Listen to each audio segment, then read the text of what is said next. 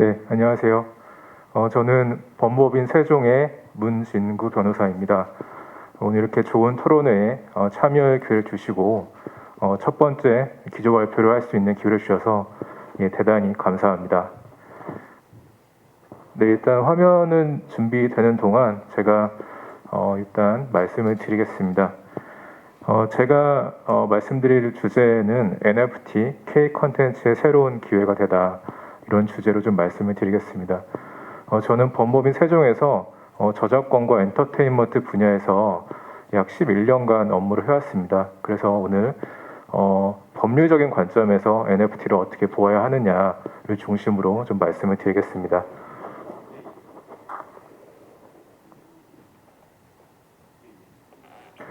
네, 제가 오늘 좀 말씀드리고 싶은 키워드는 뭐냐면요.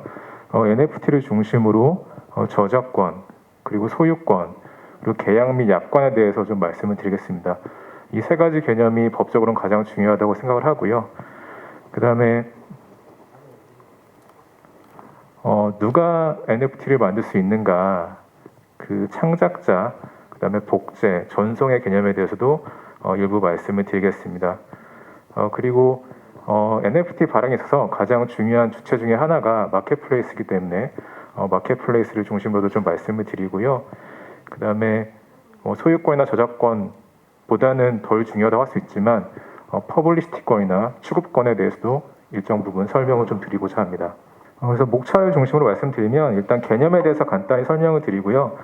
그 NFT와 결합했을 때 컨텐츠가 가치를 갖게 되는 이유에 대해서 법률적인 관점에서 좀 말씀을 드리고, 그 이후에 NFT를 생성할 수 있는 주체는 누구이고, 그 다음에 NFT 컨텐츠의 거래 및 이용에 관해서 어떤 계약 관계가 이루어지는지를 말씀드린 이후에 NFT가 창출하는 시장을 법적으로 어떻게 바라보아야 하는가, 이 부분을 좀 말씀드리고자 합니다. 네, 제가 지금까지 말씀드린 게 이 키워드 중심으로 말씀을 드렸던 것이고요. 네, 이런 키워드를 위주로 말씀을 드리고, 네, 또 이러한 목차를 중심으로 말씀을 드리겠습니다. 저는 사실 블록체인 기술의 전문가도 아니고 컴퓨터 과학의 전문가도 아니기 때문에 제가 여기서 기술적인 부분을 자세하게 말씀드리긴 어렵지만, 법적인 관점에서는 저는 한 네 가지 정도의 키워드를 알고 넘어가면 좋겠다라고 생각이 됩니다. NFT는 대체 불가능한 토큰의 약자죠. 그래서 보통의 비트코인이나 이더리움 같이 서로 대체할 수 있는 토큰과는 달리 특정 고유값을 갖고 있는 토큰이어서 다른 토큰으로 대체가 불가능하다는 것이 NFT라고 저는 이해하고 있습니다. NFT를 생성하는 것을 민팅이라고 하는데요. 이 민팅이라는 것은 결국은 어떠한 정보를 블록체인 상에 기록한다고 저는 이해를 하고 있는데, 제가 이야기를 하다 보면 대부분 많은 분들이 이 컨텐츠 자체가 블록체인상에 기록된다고 이해를 하고 계세요. 근데 이거는 용량 문제도 있고 해서 그런 경우도 있습니다만, 대부분은 그 컨텐츠가 위치하는 온라인상의 위치 정보, 링크를 NFT상에 기록을 하고, 또 그 컨텐츠가 가지고 있는 여러 가지 정보들, 메타데이터라고 하는데요. 이런 메타데이터들이 블록체인상에 기록이 됩니다. 따라서 이렇게 블록체인상에 기록되는 온체인 되는 것들은 컨텐츠 자체는 아니다라는 것이 나중에 법적인 관점에서는 상당히 의미 있는 분석 지점이 되는 경우가 많습니다.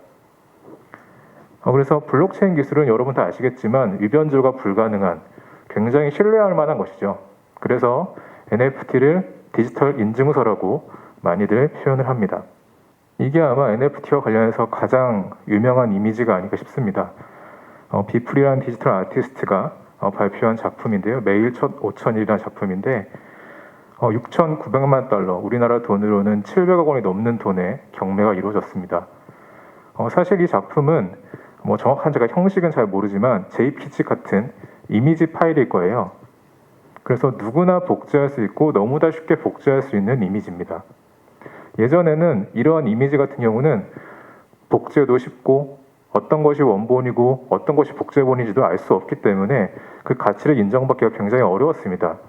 그리고 이 디지털 파일을 소유한다는 것 자체에 대해서도 사람들이 별다른 흥미를 느끼지 못했어요.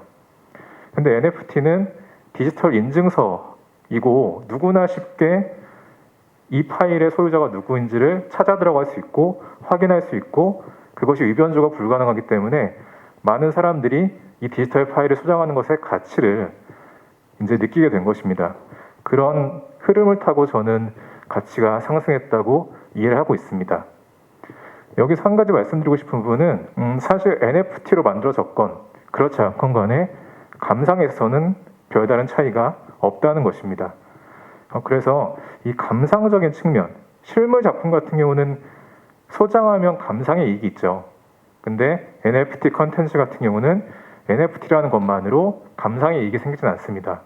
다만 내가 소유자임을 명확하게 드러나는 데서 가치를 느낀다. 저는 이렇게 이해를 하고 있습니다. 네, 그러면 조금 또 법적인 부분으로 좀 들어가 보겠습니다.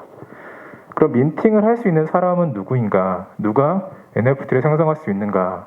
이 부분이 가장 던져야 될 첫 번째 질문인데요. 민팅 자체는 아까 말씀드렸듯이 블록체인상의 컨텐츠가 바로 올라가는 것은 아니기 때문에 민팅 그 자체로는 복제가 일어나지 않는다고 볼 수도 있지만 민팅을 하기 위해서는 어떤 온라인 장소에 저장을 해야 되고 그리고 마켓플레이스를 이용하면서 복제나 전송이 일어나기 때문에 이 복제나 전송은 저작권자, 엄밀히 말하면 저작 재산권자가 통제를 하고 권리를 행사할 수 있는 부분입니다. 그래서 민팅을 할 수 있는 사람은 기본적으로 저작 재산권자라고 이해를 하시면 좋겠습니다. 제가 여기 표시한 이 작품이 김환기 작가님의 작품인데요. 실제로 이 김환기 작가님의 작품을 소장하고 있는 사람만의 허락을 받아서 NFT를 만들고 이것을 경매하려고 했던 그런 사례가 있었는데 환기재단 등 저작권자가 이의를 제기하면서 실제로 그 계약이 무산된 그런 사례가 있었습니다. 따라서 그 NFT 관련해서 사업을 하건 NFT를 만들건 하는 모든 분들에게 있어서 누가 NFT를 만들 수 있는가를 한번 고민해 보시면 좋을 것 같습니다. 다음으로 말씀드리고 싶은 부분이 계약적인 부분입니다. 방금 말씀드린 것처럼 저작권자 또는 창작자가 민팅을 해서 NFT화가 되는데요. 이 과정에서는 대부분 오픈시와 같은 마켓플레이스들이 활용이 됩니다. 그 과정에서 창작자와 저작권자와 마켓플레이스 간에 계약이 발생하게 되고요. 그 다음에 마켓플레이스에서 다시 구매자로 NFT 컨텐츠가 판매될 때 다시 한번 계약이 일어나게 됩니다. 이 두 계약은 모두 약관의 형태로 이루어지죠. 여기서 제가 한 가지 강조하고 싶은 점은 NFT를 발행하고 판매하며 넘어가는 것이 무엇이냐라는 것입니다. 그 디지털 파일, 원본 디지털 파일이라고 하는 그 NFT 파일의 소유권이 넘어간다고 저희는 이해를 하고 있습니다. 실제 그 소유권의 개념이라는 것이 무엇이냐에 대해서는 논란이 많을 수 있지만 NFT가 넘어가는 거는 소유권이 넘어간다라고 일단은 이해를 하시면 좋을 것 같고요. 그 반대로 저작권의 경우는 특별한 약정이 없는 한 이전되지 않습니다. 그래서 예를 들어서 어떤 구매자가 NFT를 구매했다고 하더라도 이 NFT 컨텐츠를 복제하고 전송하는 행위는 여전히 저작권자의 허락을 받아야 되는 것이 원칙입니다. 근데 그 경우에 구매자 입장에서는 내가 NFT 컨텐츠를 구매를 했는데 내가 뭐 소유자를 확인하는 거 외에 어떠한 사용행위도 할 수 없다고 하면 굉장히 좀 이상하겠죠. 그래서 이 계약 약관들에서 어느 정도까지 저작물을 이용할 수 있는지에 대한 여러 가지 정함이 있게 됩니다. 실제로 제가 본 어떤 약관에서는 비상업적으로 SNS에서 활용하는 것은 허락한다. 이런 조항이 있기 때문에 NFT 구매자가 자신의 인스타그램이나 카카오톡 프로필 사진에 자신의 NFT 콘텐츠를 올리고 활용하여도 저작권자가 이를 제기할 수 없는 것입니다. 이런 식으로 다양한 층위에서 결국은 저작권의 양도나 저작물의 이용 허락에 관한 약관 조항들이 발생할 것이고요. 그 약관 조항들이 어떻게 보면 좀 통일적으로 수렴이 돼갈지 아니면은 굉장히 다양하게 전개되어 나갈지도 한번 주목할 필요가 있을 것 같습니다. 그 NFT가 창출하는 새로운 시장에 대해서 제가 좀 말씀드리고 싶은 것을 한 4가지 단어 정도로 지금 추려보았는데요. 첫 번째는 추구권이라는 좀 어떻게 보면 여러분께 생소한 단어입니다. 실물 컨텐츠, 특히나 이 미술 작품 같은 경우에 한번 판매가 되면 그 작품이 계속 판매가 되고 가치가 올라간다고 하더라도 작가는 한번 팔고 나면 더 이상 수익을 얻지 못했습니다. 이거는 소유권이 넘어가면서 수익을 얻을 수 없었다는 의미입니다. 근데 NFT 같은 경우는 여러 마켓플레이스에서 민팅을 한 사람에게 그 작품이 계속 판매될 때마다 일정 부분의 판매 수익을 보장하고 있습니다. 이렇게 되면 굉장히 창작자에게는 큰 유인이 될 것이라고 생각합니다. 실질적으로 이를 통해서 그 미술품 재판매 보상 청구권 또는 추구권이라고 하는 권리가 실질적으로 도입이 됐고요. 이것이 창작 활동을 활발하게 하는 그런 계기가 될 것이라고 생각이 됩니다. 또 하나 말씀드리고 싶은 법적 개념이 퍼블리시티권입니다. 퍼블리시티권은 어떤 유명인 또는 유명인이 아니더라도 어떤 자연인의 초상이나 성명이나 음성이나 그 사람의 아이덴티티를 활용해서 상업적으로 이용할 수 있는 것을 통제할 수 있는 그런 권리입니다. 우리나라 법상으로는 퍼블리시티권 개념이 명문에 없었기 때문에 판례상으로도 그 인정 여부를 놓고 좀 견해 대립이 있었고요. 이것을 초상권의 개념으로 보는 그런 판례 견해도 상당히 많았습니다. 그런데 최근에 그 부정경쟁방지법에 퍼블리시티권 관련 조항이 2조 1호 타목으로 도입이 되었고요. 올해 한 4월부터 시행이 될 예정에 있습니다. 그렇기 때문에 퍼블리시티권도 어떻게 보면 명문으로 우리나라에 도입이 되었다. 이렇게 이해가 되고요. NFT와 관련지어 보면 어떤 유명인의 초상을 활용한 콘텐츠의 경우에 그 NFT를 발행하는 것은 어떻게 보면 전형적으로 상업적으로 이용하는 것이라고 이해가 됩니다. 그래서 NFT 콘텐츠를 발행할 때 어떤 유명인의 그 초상이나 이런 아이덴티티가 활용이 된다면 그 유명인의 허락도 받아야 되지 않을까. 그리고 그 유명인 역시 이 추구권과 마찬가지로 그 콘텐츠가 판매될 때마다 수익이 돌아오는 구조가 가능하지 않을까. 이런 생각을 해보게 됩니다. 그리고 세 번째로 말씀드리고 싶은 부분은 컨텐츠, 어떤 컨텐츠를 그러면 NFT로 만들 것인가에 대한 좀 고민을 해야 된다고 생각합니다. 예를 들어서 바로 창작을 해서 그 창작자가 NFT를 만든다면 그 창작자가 저작권자이기 때문에 큰 문제가 사실 없습니다. 그런데 기존 컨텐츠 같은 경우는 굉장히 권리관계가 복잡할 수 있고요.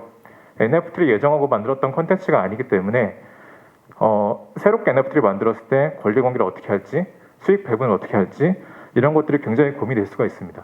그래서 이런 측면에서 기존 콘텐츠를 NFT화 할 때는 좀 더 주의가 필요할 것 같다라는 점을 말씀을 드리고 싶습니다. 그리고 마지막으로 말씀드리고 싶은 부분은 이 부분은 법적인 문제가 아닐 수도 있지만 NFT 콘텐츠를 받아들이는 소비자 인식 부분이 결국은 K 콘텐츠가 NFT를 계기로 발전할 수 있느냐 없느냐를 판가름하는 오히려 굉장히 중요한 지점이 될 수 있다고 생각합니다. 업계 관계자들 말씀을 들어보면 컨텐츠 종류에 따라서 NFT를 받아들이는 소비자 인식이 굉장히 다르다고 합니다. 게임 같은 경우는 NFT 관련해서는 상당히 우호적인 그런 부분도 있지만 예를 들어서 아이돌 팬덤 같은 경우는 NFT에 대해서 부정적인 인식을 갖고 있는 경우가 상당히 많습니다. 그것은 오해에서 비롯된 것이기도 하고요. 그 다음에 NFT가 투자의 수단으로 인식되기 때문에 어떻게 보면 우리 오빠를 투자의 수단으로 생각해?